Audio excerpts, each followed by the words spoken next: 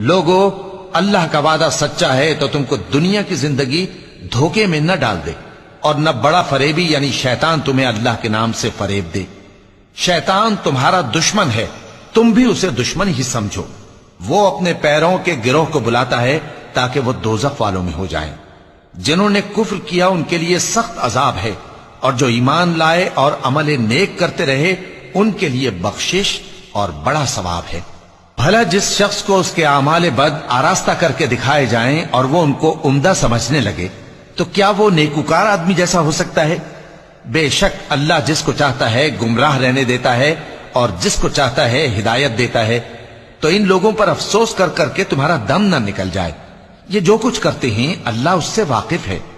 اور اللہ ہی تو ہے جو ہوائیں چلاتا ہے، پھر وہ بادل کو ابھارتی ہیں، پھر ہم ان کو ایک بے جان علاقے کی طرف لے جاتے ہیں، پھر اس سے